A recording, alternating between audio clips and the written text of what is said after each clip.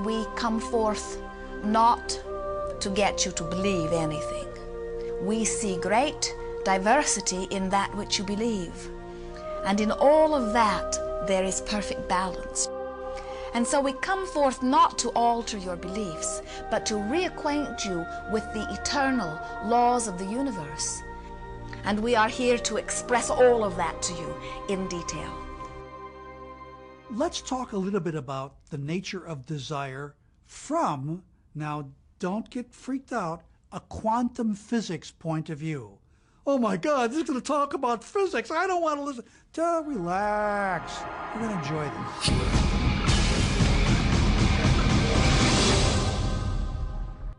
When we look around us, even at our own bodies, what we see is the tip of the iceberg.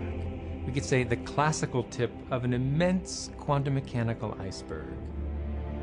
Everything in the universe is energy. Your body's energy. The room you're living in is energy. Everything you want is energy. And that's not a new idea. A fuzzy-haired guy in 1925 wrote on his chalkboard, E equals mc squared. And we couldn't grasp what that meant.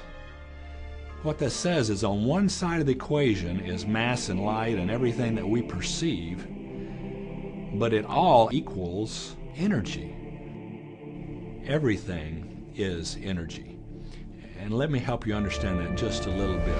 There's the universe, of course, and our galaxy, and our planet, and then individuals, and then inside of this body are organ systems, and then there's cells, and then there's molecules, and then there's atoms, and then there is energy. So there are a lot of levels to talk about something on, but when you get down to it, everything is energy.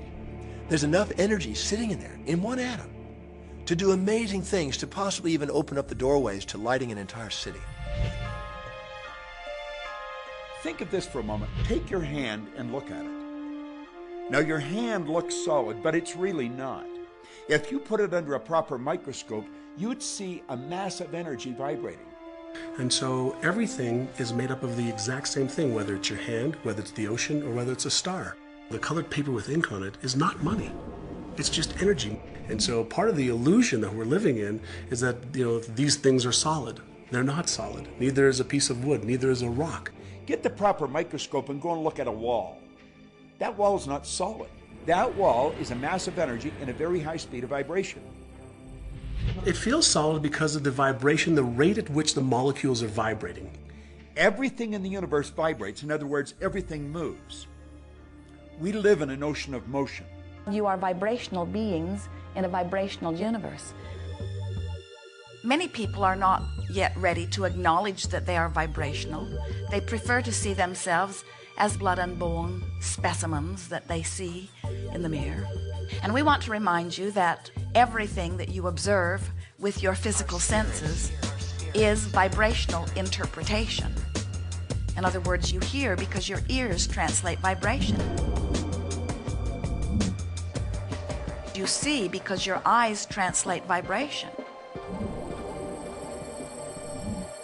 You smell because your nose translates vibration. Your fingertips are translating vibration. Your tongue is translating vibration. All of your senses are about the translation of vibration, and that's why you are able to perceive your environment in the way that you do. So it's very difficult for us as scientists or engineers or medical doctors or anybody to come to terms with the fact that what our senses are telling us is really not the whole story. We've been so taught to live with our physical senses, hear, see, smell, taste, and touch. But our physical senses lie. Our physical senses don't tell us the truth. If you only judged by your sensory factors, you'd believe the sun took a bath in the ocean every night and burrowed through the earth and was reborn on the eastern shore the next morning. I mean, the ancients used to believe that, but now you know better than that. If you judged only by your sensory factors, you'd believe that train tracks met in the distance. But you know better than that, and you turn away from your senses.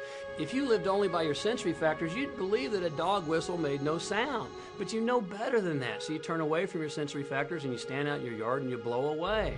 And yet how many times, if we're not careful, do we find ourselves living at nothing more than the sensory level? If we take a look at everything in the universe, we know from a scientific perspective is made up of something called energy. So what do we know about the properties of energy? Number one, all energy has a vibration. All energy has a vibration. It emits a frequency. We are frequency generators. If you get close to someone's skin, you can feel infrared energy being given off.